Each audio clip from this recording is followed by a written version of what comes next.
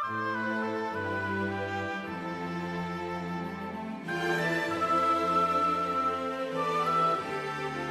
I'm going to give you a very selective, very incomplete history of Madison. I'm going to tell you, about some of the major trends in the formation of Madison that also have a lot to do with the formation of Wisconsin and the place that we are today. But I have to leave some mystery here because I do want you to read my book. So that will be part of it. Let's see if I can maybe make this change. I can't now see it.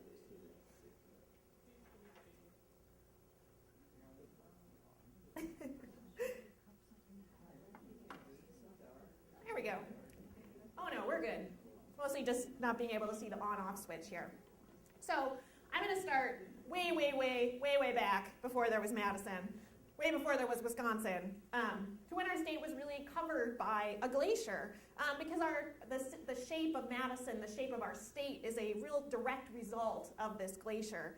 So for the last 2.5 million years, the northern hemisphere has really fluctuated between being very warm and being very cold. And those colder periods allowed for the expansion of glaciers. And the last of that glacial expansion was the Laurentide ice sheet, which you can see here, that bottom picture there. It covered most of Canada, the upper Midwest, New England, parts of the West.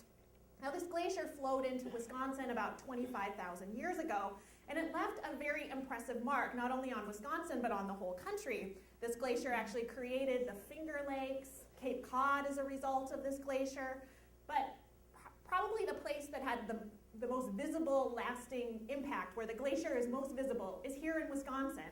And they actually gave the glacier, this last kind of move forward of it is actually called the Wisconsin Glacier, because it had such a big effect on the state that we know today. You can see this in the moraines and drumlins around the state. And in Madison, the capital actually sits on the top of a drumlin. And this glacier retreats about 12,000 years ago. Madison was actually still covered in water at that point. The glacial meltwater became Glacial Lake Yahara, and it was really hemmed in by all of the debris from that glacier. So the lakes that we see in Madison today weren't yet there. They were still covered underneath this glacial lake. And this lake was 100 times bigger than the current lakes combined. The isthmus was cut into several different islands, and the water was about 12 feet higher than it is today. Now the lake, all this water eventually broke through the debris, the rocks, the sand, the clay, and the water level dropped. And this is how you get the modern Yahara River in Madison, as well as the lakes that are such an iconic part of the city geography today. You can actually still see the edge of that glacial lake. If you look at Maple Bluff, which is on Lake Mendota, that's actually the edge of Glacial Lake Yahara. I can actually see it out my living room window. So it's pretty cool when I look out the window that I can really see the remnants of this glacier that had such a major impact on the state. So the retreat of this glacier is really when people start moving into Wisconsin. So we get a lot of Paleo-Indians, other native peoples moving into this area. And then in the 17th century, you find Europeans start coming to Wisconsin. Now, the first European in Wisconsin, that title is usually given to a man named Jean Nicolet. Now, he was sent west by Samuel de Champlain, who was the governor of New France, Canada, to find a water route to the Pacific because they wanted to open trade routes with Asia. But Nicolet is probably not the first European actually in Wisconsin. There was another man, Etienne Brule, who is believed to have sailed around the shores of Lake Superior in 1632. But Brule made a very fatal historical error in that he did not write his journey down. And if you do not write your journey down, you do not get to claim the title of first. Nicolet, though, he was a much smarter guy for burnishing his name in history. And so he was sent west just like Brule was, and he landed at Red Banks, which is about where the University of Wisconsin Green Bay is today, in 1634. This is a 19th century painting of that landing. Now remember, Nicolet had been sent west to find a water route to Asia. So Nicolet lands thinking that perhaps he is in Asia. And as you see in this painting here, bring this over here, this is Nikolai. He's put on his finest Chinese robes because he's ready to greet the Asians on the shore. And he steps ashore and he's greeted by some Indians who are perhaps bewildered by this man and what is he doing and what is he wearing. And as I hope you all know, Nikolai did not actually find a water route to Asia. Asia's not a suburb of Green Bay. But Nikolai did find a very rich source of furs, which really became the foundation of the Wisconsin economy and is really what brought more white settlers to Wisconsin over the next 250 years.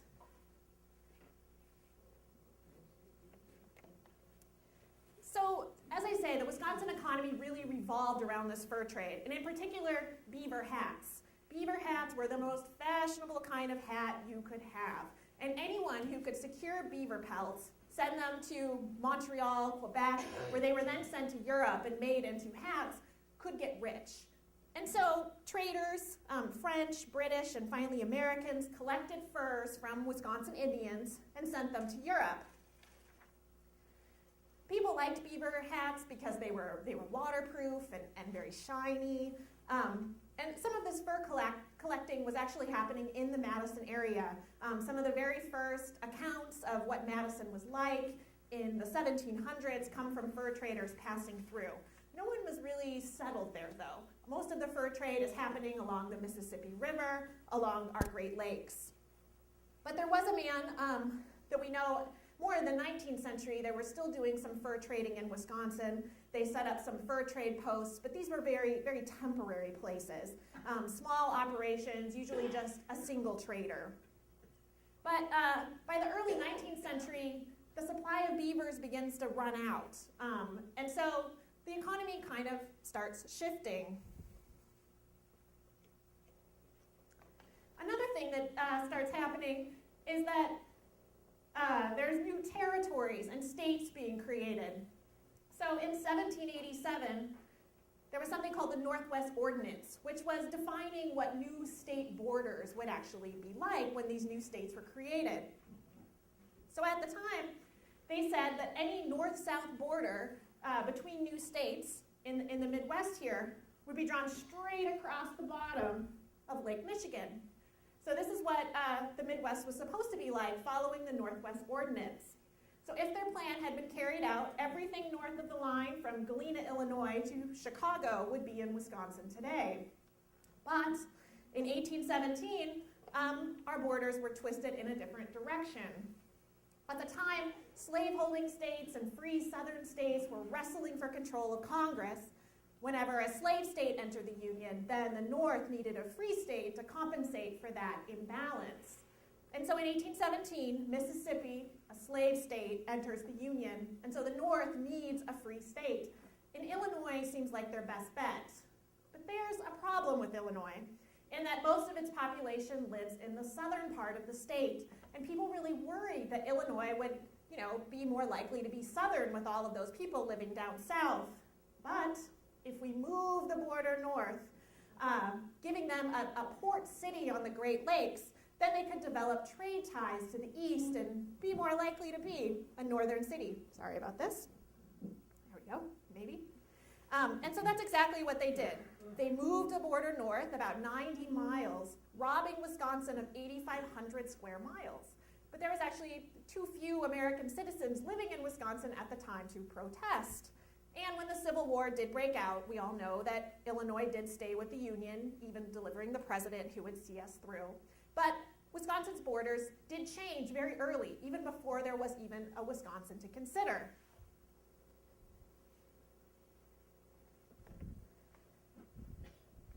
I don't think this fits my head. There we go. So by the 1830s, as the fur trade is declining, a new industry starts appearing, and that's lead mining. And so a lot of people are moving into Wisconsin, particularly into the southwest portion of the state. And finally, in about 1836, Wisconsin has enough people to actually become a territory. You need a certain population base to become a territory. We had been part of Michigan for a while, but finally we had enough of our own people that we could form our own territory. And so the first territorial legislature met at Belmont. That's that building that you see right here. Now, that photo is from 1870, and it looks pretty dilapidated. But apparently, conditions weren't all that much better when the building was actually first used in the 1830s. All of the delegates were complaining about the town, how cold the building was. They were also complaining about the poor quality of their fellow delegates.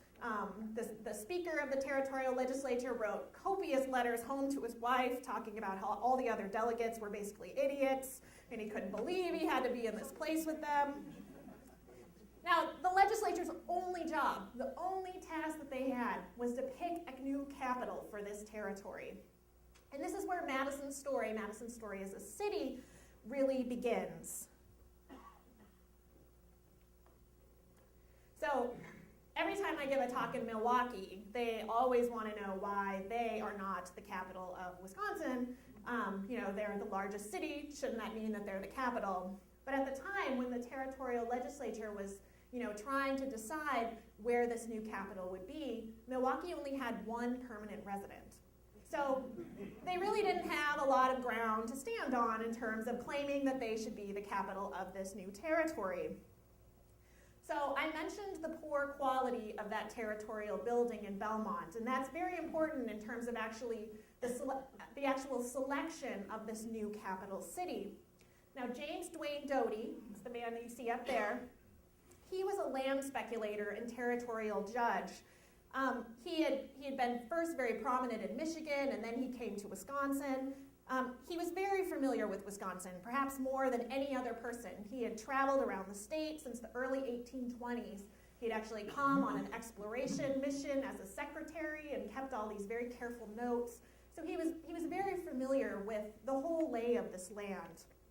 Now, Doty had passed through the Isthmus of Madison, and he decided to purchase the land when it became available.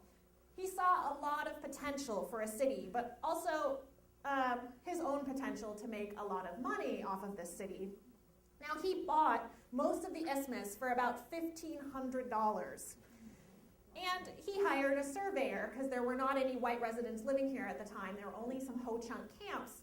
And so he brought a surveyor that he knew down from Green Bay to map out a new city.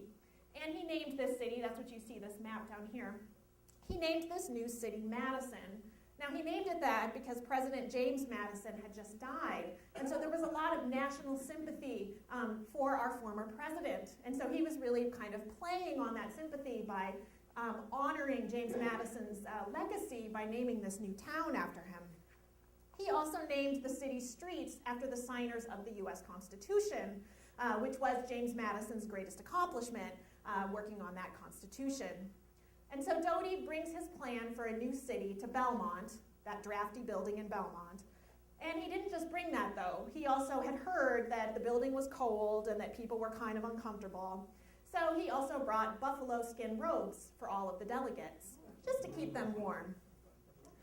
Now, he also promised the legislators discounted parcels of land in the new city if they happened to vote for Madison. Now, there was a lot of competition for the capital at this time, because being selected as the capital of a territory could really make your city, because this is where a lot of the resources would be. And 19 cities vied to be the capital of the new Wisconsin territory, and these included Fond du Lac, Milwaukee with its one resident, Racine, Green Bay, Mineral Point, Portage, Platteville, Madison, several others. And the voting actually took quite some time. They voted again and again and again to try to figure out which one would actually prevail. So Doty, besides all of these bribes that he had brought for the delegates, was actually the only person who had actually been to all of the cities under consideration. And so this gave his word extra weight. And so finally, he prevailed on them to vote for Madison, perhaps not terribly surprising. And people began buying lots from Doty. Now, Doty made a mint selling land to settlers and for the construction of government buildings. On his initial investment, remember, he paid $1,500 for the entire isthmus. Doty made $35,000 8 months later.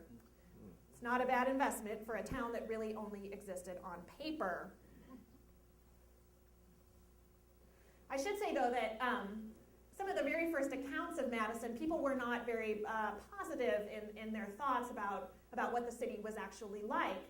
Some of the soldiers who were passing through the isthmus in 1832 during the Black Hawk War, they were chasing Black Hawk and his followers across the isthmus.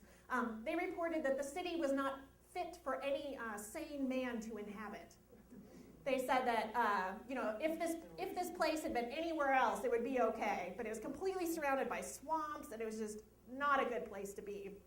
And that was kind of the general consensus of a lot of people who went through there. They just looked at it and said, this is marshy and swampy. Why would anyone want to live here? But Doty really had this grand vision for what this place would be like, and he worked tirelessly to really build up Madison as the place to be.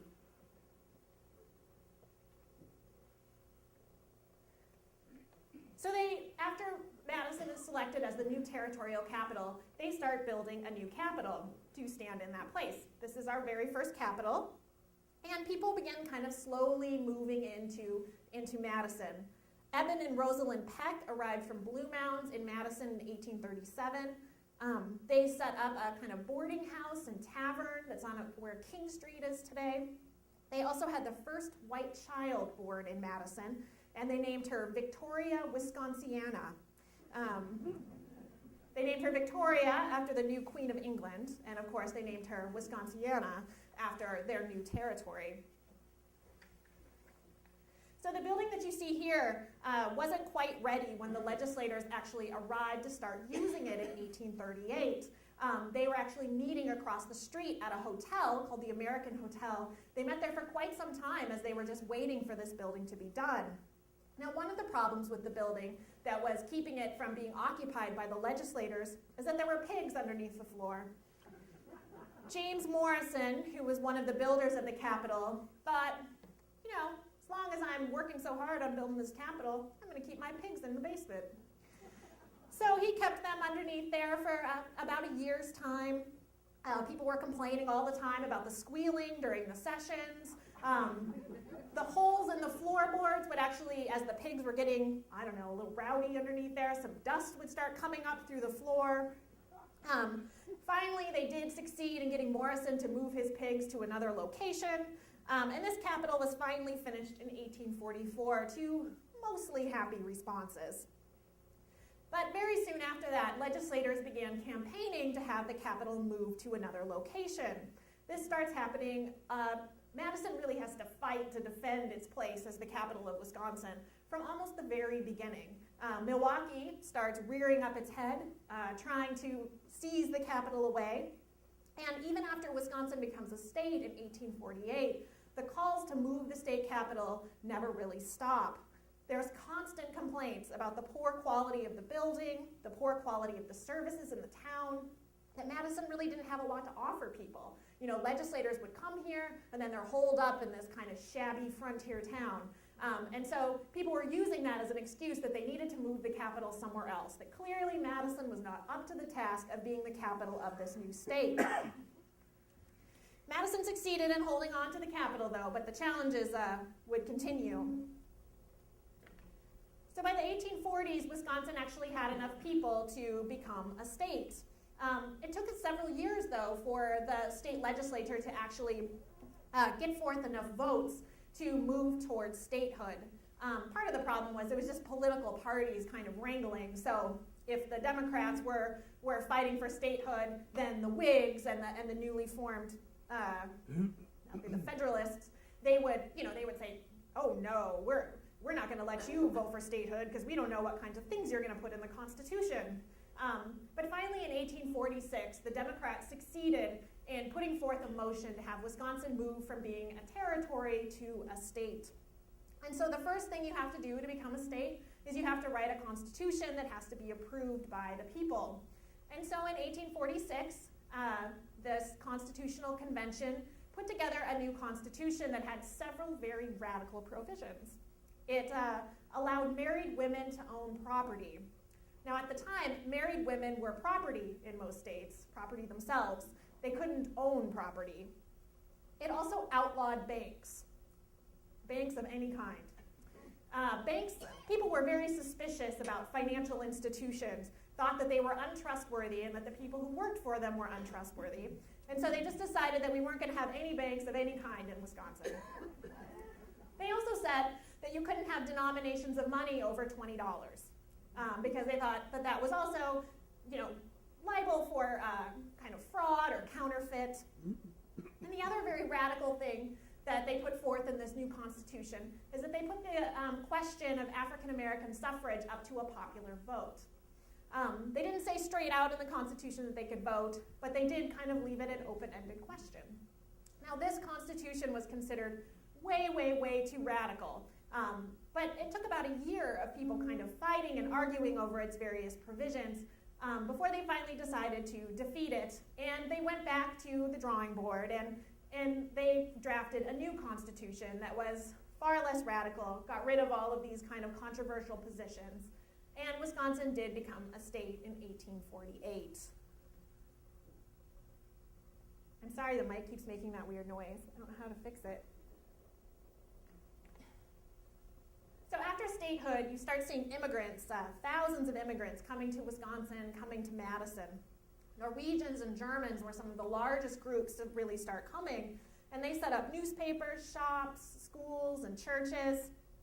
Madison, though, was really controlled by Yankees, people from New England and upstate New York.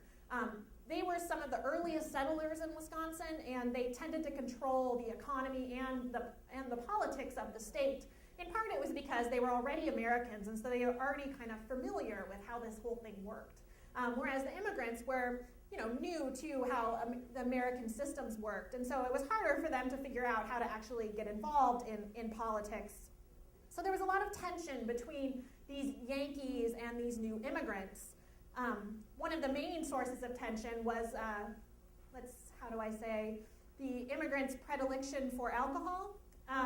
The Yankees were not terribly fond of drinking and worked several times to actually try to get prohibition of all alcohol within the city. Now the German immigrants, on the other hand, were like, no, this is an elemental part of our culture. This is what we want to do. And so there was constant tension over alcohol throughout the 19th century and into the early 20th century between these two groups. Now, these immigrants are coming, but Madison's growth isn't really happening fast enough for a lot of the city leaders. They worried about the city's future and its continual grabs by Milwaukee to try to become the new capital of the state. The population would boom for a couple of years and then die back for a couple of years. There was kind of a lot of stagnant growth. City leaders also worried about the development of industry because it just wasn't happening there like it was happening in other cities. And many really thought that the industry was key to growth. The city did have a university, which I'll talk about in a minute, but a lot of people thought that a university wasn't really enough of a boon to get people to come to this place. We needed a large manufacturing base, like other cities in Wisconsin were forming. But it just wasn't taking place in Madison. Oh, skipped over one.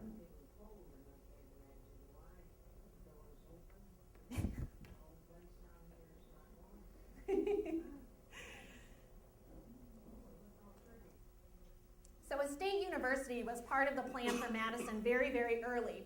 James Duane Doty, the guy who conned us into having it as our new capital, he had actually included a spot on that early map of what he envisioned for Madison, what he called College Hill. It's now what we call Bascom Hill. But this was really early on in the planning that there would be a major university here. Now, nothing really much happened with this until Wisconsin becomes a state. A university is again mentioned in our state constitution. And after statehood is really when the momentum starts forming to actually make this happen. So the first University of Wisconsin class met in the fall of 1849. Its first professor was a man named John Sterling. He was a mathematics professor, and he had 17 students. And they actually didn't have any buildings to meet in at the time, so they actually met at the Madison Female Academy for about a year, and this was located about 2 blocks off where the Capitol is today. And it was a women's school, and all of the early first year students at the University of Wisconsin were men, so I don't know what they thought about that.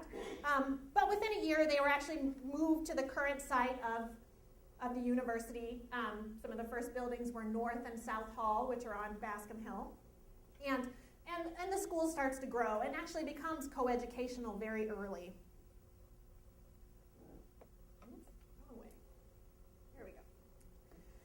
And one of the very first students at that school was John Muir. He actually went to the University of Wisconsin in the early 1860s.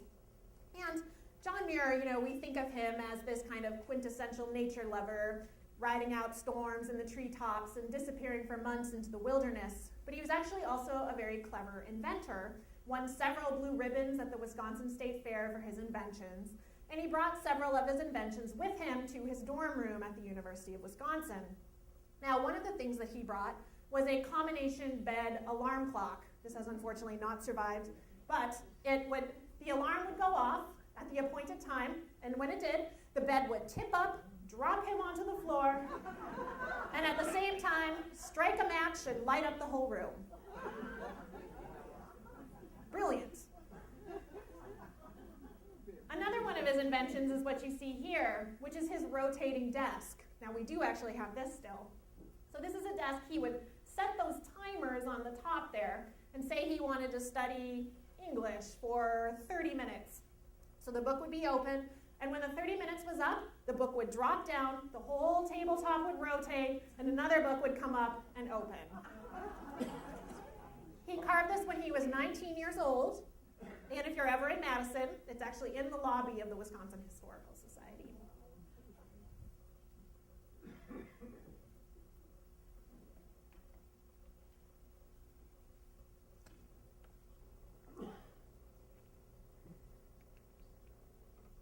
So during the Civil War, once the war actually broke out in 1861, the call went out for soldiers, and Madison actually sent 3 times as many soldiers as Milwaukee, which was the next biggest city to send soldiers to the war. And almost the entire town came out to see the soldiers go off to war. Now, the recruits for the Civil War trained at several different facilities, including Camp Randall. This was the state's largest training facility. It had 94 buildings, and at the height of the war, 5,000 men were accommodated there. That's where we play football today. Now, having this camp in the town actually kind of created problems for Madison. People were, enthusiastic to support the Civil War, but they weren't all that thrilled to have a bunch of young men with not much to do hanging out in camp in town. So, these young men would do their drills during the day, and then they really didn't have a whole lot to do. So they would head into downtown Madison, where they would go to the dance halls, they would go to the bars, they would play cards, they would gamble and dance. They also got into fights, robbed merchants, and stole food. Excuse me. And the camp conditions themselves were not that great. A lot of the soldiers were complaining that the buildings that they were living in were very dirty, and that the roof leaked, and that the food they were eating was rotten, that there were maggots and worms in it. And so this is partly why they wanted to leave the camp and get into the city. So Camp Randall and Madison had kind of an uneasy relationship. It was a major part of the state's war effort, but it also created a lot of headaches for downtown residents. Now, the woman that you see down here is Cordelia Harvey. Now, she was the widow of Wisconsin Governor Lewis P. Harvey. He had been governor when the war first broke out, and he had actually died in a kind of tragic accident. He was down south inspecting the Wisconsin troops, and he kind of, misstepped and ended up drowning. And so Cordelia Harvey, obviously saddened by the loss of her husband, but she really remained committed to the Union cause. She made tons of tours of the South during the war to visit Wisconsin soldiers, to work in hospitals, and she really became convinced that these soldiers would not actually get better in a southern hospital, that the southern climate was too wet and damp and hot for anyone to actually get better, and that they needed to move north and have a northern hospital. And so she actually traveled to Washington, D.C., where she met with President Abraham Lincoln and the Secretary of War to try to convince them, sorry about that, that they needed to have a northern hospital in Madison. Now, at first, Lincoln, tried to shoo her away, great idea, leave. But she eventually convinced him that it was a really good idea, and she did get the funding that she asked for. And so in 1863, the Harvey United States Army General Hospital opened in Madison. Now, after the war, the hospital transitioned from being a hospital to being a home for children who were orphaned by the war. More than 700 children lived in that home in the decade after the Civil War. And Cordelia Harvey served as its administrator. Another big part of Wisconsin in the Civil War is in this top picture here. You can see the eagle up there. That's Old Abe. He was the mascot of the 8th Wisconsin. And he had been caught in northern Wisconsin and sold to a soldier.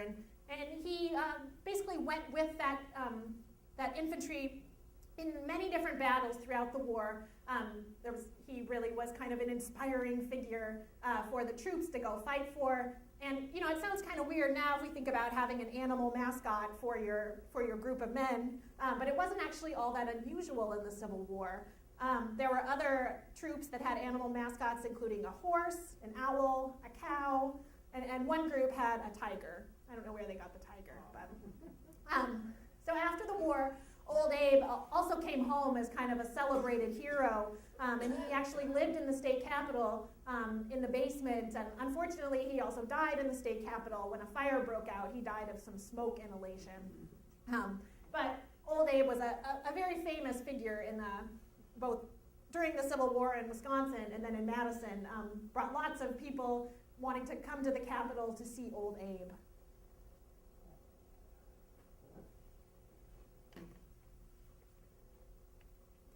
So during the Civil War, even right before it, that new capital that Madison had had right after we became a territory, we'd really kind of outgrown it. The state was growing very, very fast, and that capital, they thought about renovating it. It just couldn't hold all of the functions, all of the people that it needed to have. And so people began lobbying to have a new capital constructed. And they were also, as I've said before, repeated trend, fighting off Milwaukee. So we had to keep, so people in Madison, in order to keep that capital there, they wanted to build a new capital. It was kind of an uphill battle because other cities that wanted the capital kept voting against appropriations for that capital because they hoped that, that would give the money to them so that they could build their own capital. But construction actually did proceed on this new capital in 1857. It was slowed a bit by the Civil War, so this capital was not finished until 1869. Now this capital had a very special feature. In the West Wing, there was a huge chandelier that hung over the heads of the elected officials. But the legislators felt very nervous sitting underneath this chandelier. They had visions of it falling on their heads. So they asked for it to be removed. And so it was taken down, and then there was a hole left in the ceiling, directly above the heads of the elected officials. Now, over the years, as you can imagine, no one was really going up there to clean very much, so lots of dust and grime had accumulated up there around the edges of the holes. And one day in the 1890s, a legislator was sitting at his desk listening to someone drone on for hours, and he looked up at that hole and thought about how he could put all that dust to good use. He secretly instructed a page to lay a heavy plank across the hole, propped it up on a stick, and ran a cord from the plank down to a nearby closet. Now the next day, when yet another speaker was droning on and on, that legislator ran off to the closet and gave the cord a sharp tug. The plank came crashing down with a deafening thud, and according to the newspaper report, there was no more talking that day. Now, it came to be known as the overhead silencer, and they actually had a page who was assigned to reset it regularly. Now, the newspaper also reported that some legislators were so nervous about that dust that they actually brought umbrellas with them to protect themselves. And you knew that if you were giving a speech and you saw someone running off to the corner, that was usually a sign that you needed to bring your talk to a conclusion. Now, unfortunately, we lost the overhead silencer in the 1904 Capitol fire. And as far as I know, there's not an overhead silencer in there now. So in 1904, that second Madison Capitol did have a very devastating fire. Our governor at the time was Bob La Follette. He was actually woken up in the middle of the night and told that the Capitol was on fire. Rather than just lie in bed and fret, he ran from his house up to the Capitol and actually spent several hours transporting documents and paintings out of the Capitol. He was drenched in sweat, covered in soot, And when newspaper reporters were trying to get him to stop and talk about what was happening and what was happening to the stage, and he said, I can't talk to you right now, I have to save the paintings. And so a lot of early Wisconsin history was saved because of some of the work that La Follette did to actually save them from this devastating Capitol fire. So they do start building a new Capitol, the Capitol that we have in Madison still today, which is not actually complete until 1917. So by the late 19th century, Madison had finally grown some industries. All that fretting about manufacturing had realized was all for naught. Things are working out. We have this great university. We have some new factories on the east side of town. The population is growing. But there is one thing that Madison doesn't have, and that's green space. Many cities around the country had really just grown too fast to be concerned with how the growth of that city actually looked. They didn't really care whether it was beautiful or not, and what effect, various kinds of growth would actually have on its residents. Again, Madison leaders had been so concerned about getting some kind of manufacturing or industry in the city that they hadn't really stopped to consider the fact that a park might be nice. So Doty's original plan for the city had called for one park, and it was around the Capitol. It didn't really take advantage of, what we think of as Madison's real advantage today. It's lakefront. Madison has actually a very long history of ignoring its lakes. The lots that were the first to go in the city were all near what is today King Street. No one, not even wealthier residents, wanted to be near the lakes. Part of it is because we were dumping our sewage in the lakes. But there was also just some general, people weren't all that interested in being in the lakes. And it was actually illegal to swim within city limits until the early 20th century in Madison. And part of it was because city leaders were a little bit prudish, and they thought that bathing costumes were just a little too risque. And so they didn't want to see that within their city. So, if you went to Monona, you could swim in the lake, but not in Madison. And so residents really were not out enjoying the lakes, which seems kind of incomprehensible to me today. And so this avoidance of the lakes was something that city planner John Nolan, who I'll talk about in a minute, also criticized as a fault of the city. Now residents began organizing, though, to beautify the city. And the first of these was the Madison Improvement Association. But it only lasted a few years, despite some very grand ambitions for the city. They actually even hired Frank Lloyd Wright to design some of the new buildings. But a depression in 1893 really helped to sink any of these plans. At the same time, though, another group was forming, and it was led by this man that you see here. His name's John Olin. He was a UW law professor, and he was part of an organization called the Madison Park and Pleasure Drive Association. Now, the group was organized with the sole purpose of constructing beautiful roadways for carriage rides as an escape from city life. Now, the first one ran along Lake Mendota through what was the University of Wisconsin's farm. That western side of campus used to pretty much be all kind of university farmland. So they opened more roads around the lakes, outside of the city, and these proved very, very popular. But the city was still kind of unwilling to support the formation of parks. So the Park and Pleasure Drive Association expanded their mission. I should have said their original name was just the Pleasure Drive Association. But when they realized that the city was not really getting behind parks, they added the word parks to their name. And they did this in 1900. And this was in large measure because of a man named Daniel Tenney, who volunteered to donate land to the association if they would turn it into a park. Olin and his association agreed, and with support from families around town, Tenney Park opened. Now, the association next began a very ambitious project along the Yahara River to turn that into a park that was so successful that more people began donating land and money. And so Madison soon had 3 parks, and by 1905 had 154 acres of green space. It's pretty good considering we had none only a decade before. Now, Olin knew that the long-term sustainability of the parks depended on city involvement, so he pushed the city to hire a parks manager, and he also worked to get the city to hire John Nolan. John Nolan was a kind of up-and-coming city planner at the time, when the idea of city planning was still pretty foreign. Olin hoped that Nolan, it's kind of hard to say their names there, Olin and Nolan could help Madison develop into a more beautiful city. not just parks and green spaces, but also buildings that worked well and worked well for people too. Now, Nolan was hired to create a city plan in 1908, but he really did a lot more than that, even though many of his ideas actually took decades to take form. Nolan was a very important figure in Madison for helping the city kind of believe in itself, making residents and leaders see themselves in a different way. You know, the city had really struggled basically since its beginning. You know, they were named the capital city, and then there was constant threat of it being taken away. City leaders wanted there to be industry, and industry took decades to actually come into the city. So people were feeling, and the population would grow, and then it would completely stagnate or drop off. People were like, how do we make this city work? Like, is this working? So they bring in John Nolan, and it was a really big moment for Madison to have an outsider come in and basically say that Madison could become one of the greatest cities in the world. He said that though, but he was also pretty critical of lots of the things he saw going on in the city. He thought the lake shore was very wasted. As I said, people were not really taking advantage of the lakes. He said that the streets were misaligned, that people were planting trees carelessly, and that neighborhoods were both inefficient and inhumane.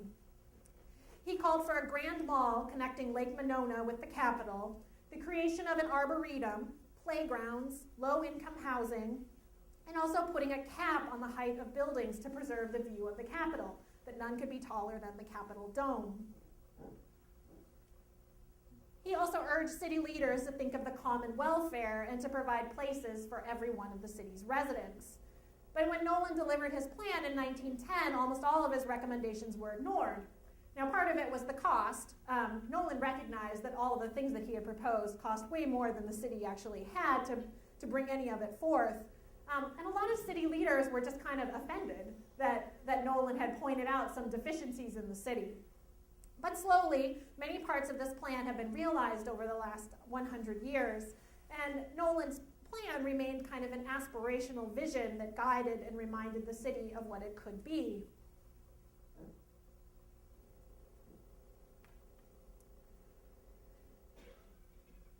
So Madison also plays a very important role in World War I.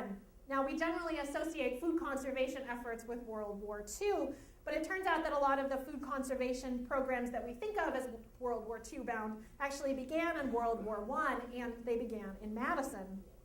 Magnus Swenson, this man that you see here, he had a background in sugar refining and kind of creating more efficiencies in industry.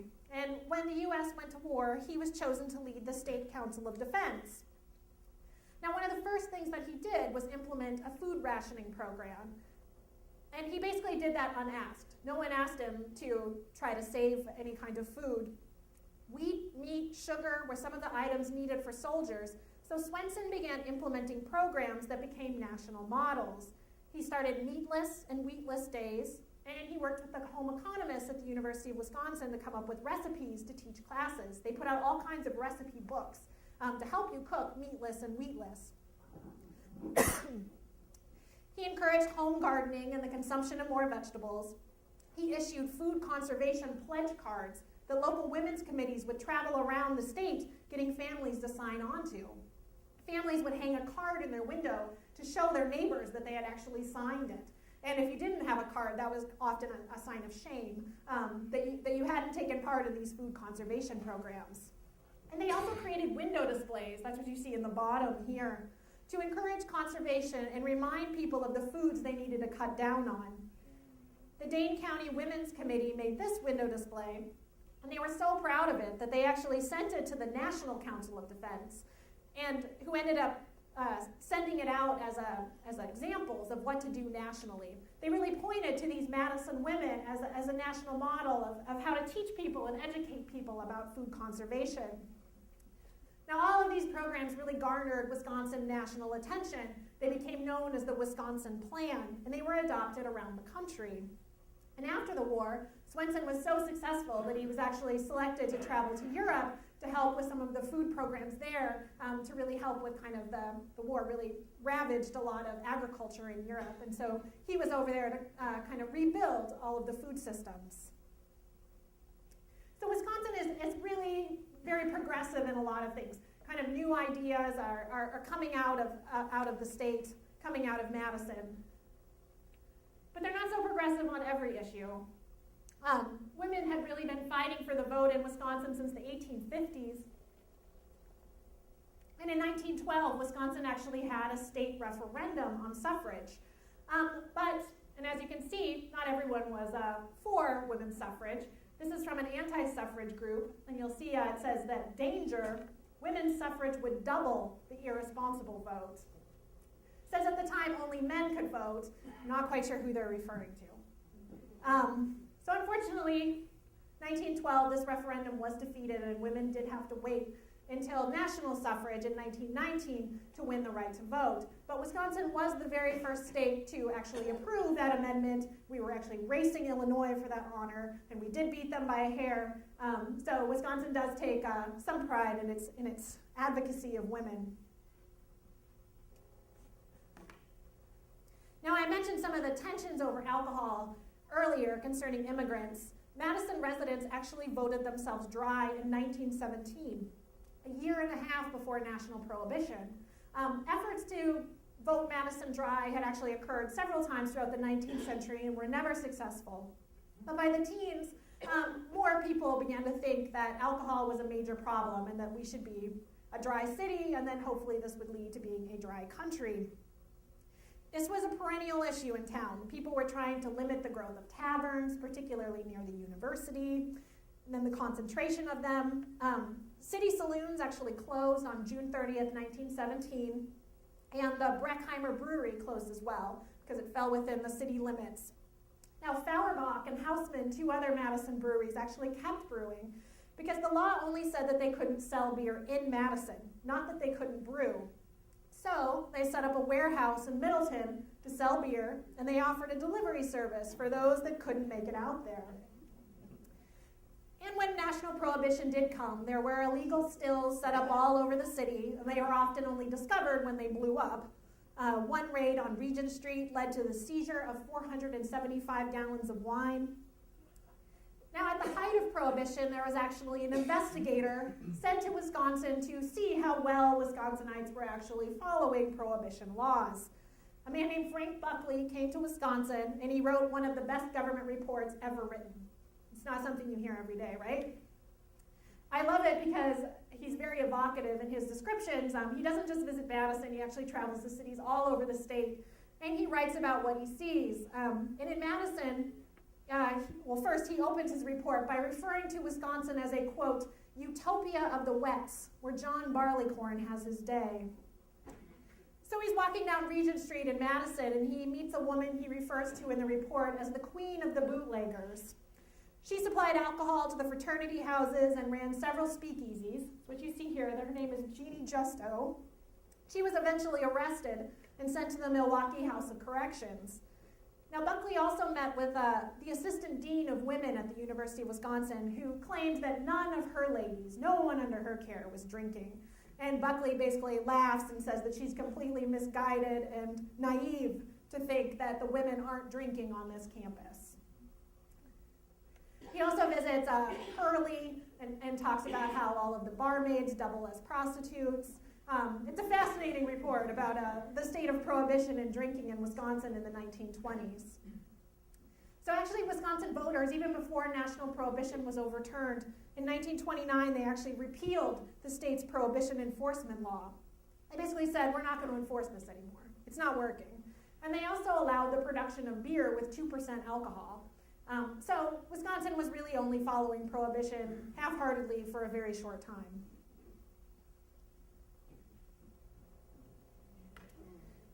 Something else that starts happening, unfortunately, in the 1920s is the reemergence of the KKK. And they start appearing all over the place and in Wisconsin. This is actually a rally on State Street in 1924. Now, the KKK really didn't have the traditional targets when we think about them. They didn't have those people here in Wisconsin. So they made kind of a different promise to attract members.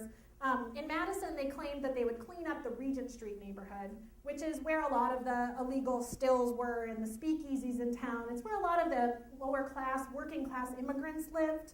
That was often where, if you were a new immigrant, you settled in Madison. And so they targeted that area and said that they were going to clean it up. The mayor actually hired a member of the KKK to work for the city for a brief time in the police department. But this really only lasted a very short amount of time. The KKK had basically left Wisconsin by the late 1920s.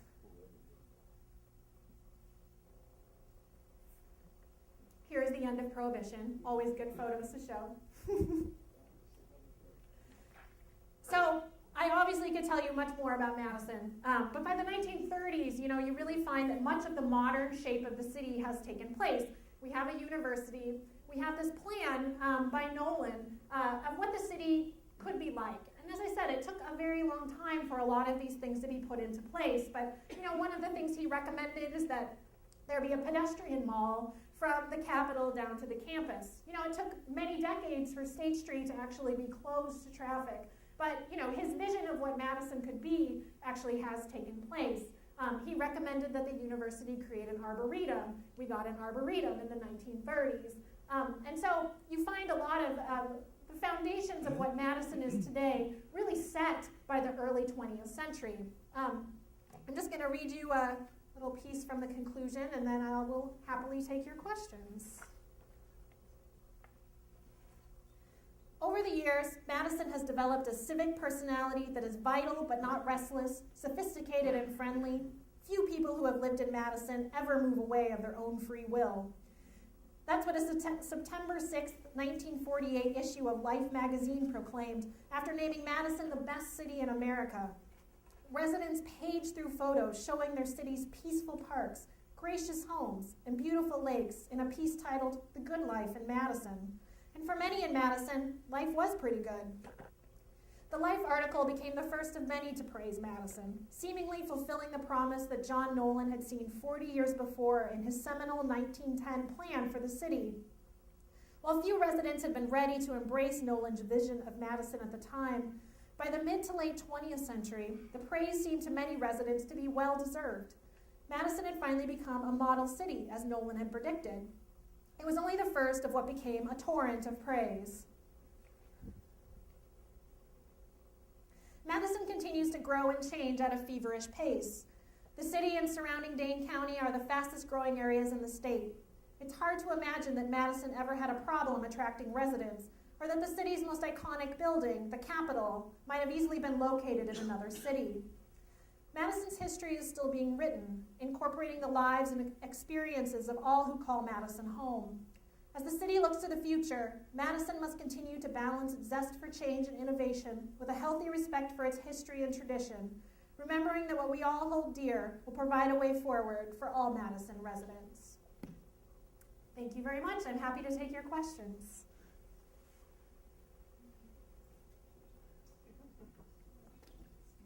Or you can take a break and then ask me questions. I don't mind at all. I just wanted to make a quick point here, which has not been touched. This will come as a surprise to our moderator. But the city of Madison and the state has a dessert that's well known, and I'll bet you don't know what it is.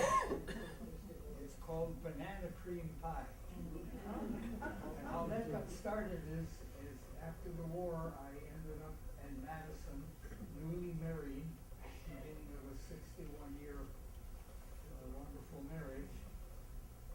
But my wife worked for the Red Cross down on Carroll Street, just off the square, and my last class before noon lunch was in Bascom Hall. And so I would walk or catch a bus up to a theater just before you get to the square, and I can't remember the name of it. It might have been the Orpheum. The Orpheum, yeah. Orpheum. Next door to the Orpheum was Weber's Grill, and I would meet Helen there, and we'd have a piece of banana cream pie. Smack our lips. And then go back to work. And for a long time after that, every once in a while, at supper time, we'd look at each other and start to giggle because we were thinking about Weber's Grill and their banana cream pie. That's a wonderful story. You didn't know that. I didn't know that, but I'm so glad I do now. There is actually a place at Nick's restaurant. They always have banana cream pie on in their rack. So I don't know if this is good, but I'm not allowed in Madison anymore. oh really? Is that another story? That's not a story. I don't understand. What kind of stories are you telling? Been here.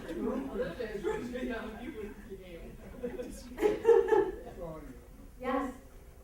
Just a comment before my other question. Another famous pie in Madison is at the Union, the Black Bottom pie, which is to die for. It is. But my question is, each time the Capitol was redone, was it always on the same site where it is now? It was. The question was each time the Capitol, as I said, that we have in Madison now is our third Capitol to stand there. And each time it was rebuilt on that same site. Always getting bigger though. Yeah. Our first Capitol was much smaller, actually had a tin dome. And people praised it as being very, very beautiful. That second Capitol with the wonderful overhead silencer was actually criticized from almost the very beginning. And it was basically too small from the moment its doors actually opened. And so people were kind of lobbying to try to figure out how to actually make it bigger. At various times, the legislature actually was forced to meet off-site because of the Capitol being too small. That doesn't seem to happen anymore. I guess everything's the right size now. But yeah, they really did decide early on that highest point on the isthmus was really the best spot for the Capitol, the top of that glacial drumlin. And so the Capitol footprint has expanded, but always on that same spot. Yes?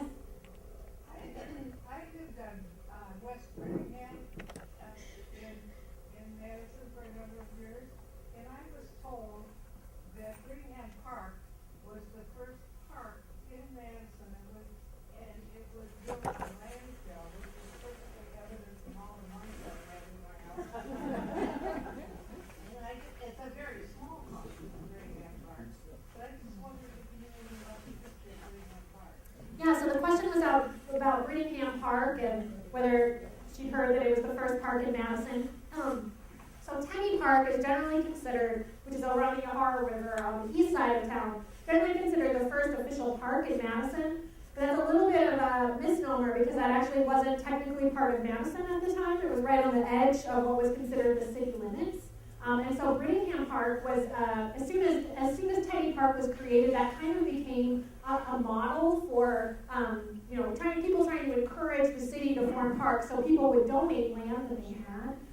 And so Brittingham Park was one of an early park where land was kind of sold very cheaply to create another park. Much of Madison was really, really marshy, and so a lot of areas kind of landfill and filled in area. Actually, almost the entire east side of the isthmus was kind of a real marshy area. That's why it was actually not part of Madison for quite some time, is because the land was so bad that you couldn't actually really build on top of it. They really did have to fill in that part of the city. And the same thing is definitely true of that kind of just west of the Capitol where Brittingham Park is, around the Nome.